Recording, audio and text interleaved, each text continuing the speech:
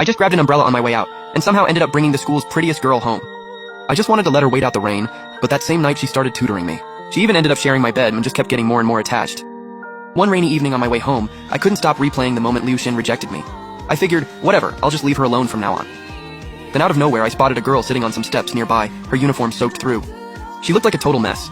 I wasn't gonna bother, but then I caught a glimpse of her face and then I froze.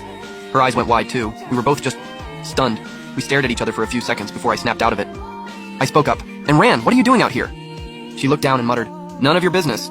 I nodded and kept walking, got maybe 10 steps out. Then I heard quiet sobbing behind me. And Ran was hunched over, crying softly. The cold rain was hitting her and she was shaking. The rain was picking up fast, but then she suddenly felt the drops stop hitting her head. She looked up, and there I was, standing right in front of her, umbrella held over her head. I looked at Ayn Rand, stone-faced. She reached up and wiped the rain and tears off her face. Through her sobs, she choked out, what are you doing? Mind your own business. I told you it has nothing to do with you. Ayn Rand kept crying as she said it. Tears just wouldn't stop. Like, it's the middle of the night and my own class president is out here bawling. How is that none of my business? I pulled a small pack of tissues out of my bag and handed them to Ayn Rand. She hesitated for a second, then took them and wiped her face. She gave a small smile and said, thanks. My place is right nearby. Come warm up for a bit.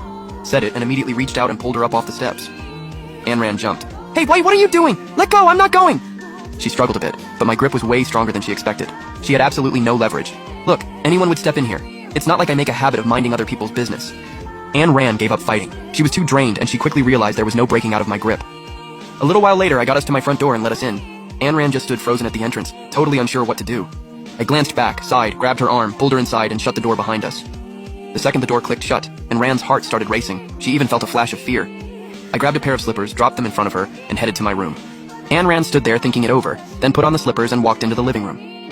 The second she stepped in, she noticed there was only one person's shoes on the rack. She realized I lived alone. Then she clocked all the gym equipment. That's when it clicked. That's why I was so strong. The place was way cleaner than she expected. Then I walked back out. I was carrying a set of clothes, a towel, and a hairdryer. Here, dry off, blow dry your hair, and change into these. They're not new, but I've only worn them once, they'll do. You can change in the bedroom. I handed everything to her and headed straight to the kitchen. Ayn Rand stood there holding it all, even more lost than before. Everything in her was saying to put it down and leave, but the way I said it felt like an order she couldn't say no to. She just went along with it. She toweled off quickly and blow-dried her hair.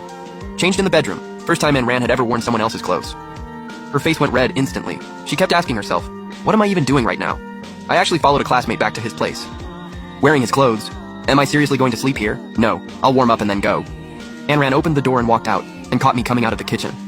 I had a steaming bowl of something, set it on the table, didn't say a word of explanation, just looked at her and said something quietly.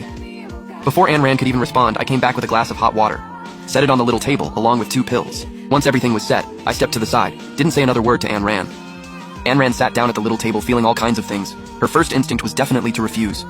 But her body had other ideas. Hunger had completely taken over. She glanced over. I was sitting at another table doing homework, acting like she wasn't even there. Maybe she felt me notice her staring. I set down my pen and said quietly, you're not usually this shy, are you? Just eat, I'll lend you an umbrella and you can head out after. At that point, Ayn Rand had no reason left to say no. She stopped hesitating and started eating. Big bites, just trying not to make any noise. 10 minutes later, Ayn Rand had cleaned the bowl, finished the water, and stood up. She grabbed something and walked over to me. I looked up. She was holding a $100 bill. I don't want to owe you.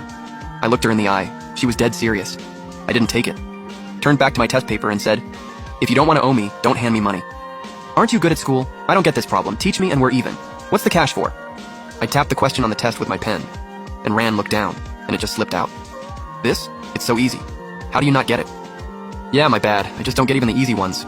Ayn Rand cringed and shut her mouth. Then she reached over and started walking me through it. Once she finished, Ayn Rand was ready to go. She stood at the door and said quietly, I'll bring the clothes and umbrella back when I'm back at school. Hearing that, it suddenly hit me.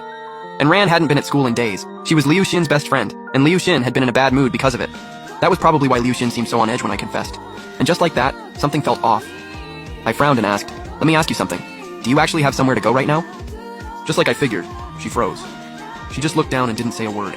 I tapped the table with my pen. If you've got nowhere to go, you're not leaving. Then I asked, you got your phone on you? I pulled out my own phone, opened the dial pad, and said, what's your parents' number? I'll call them to come get you. No response. I looked up, and Rand was standing completely still, tears forming in her eyes like tiny crystals. I quietly set the phone down. Something was wrong. That reaction. Did something happen at home? It's the middle of the night, and I've got her crying in my apartment. Not a great look. Guess walking away really wasn't an option after all. I ran through every comforting thing I could think of, but I'm genuinely terrible with words. What came out was, so, What's going on? Anne Rand sobbed for a long time before she finally opened up. Her parents had been in a car accident a little over a week ago. They didn't make it. She had no one. No relatives willing to take her in, no grandparents left either.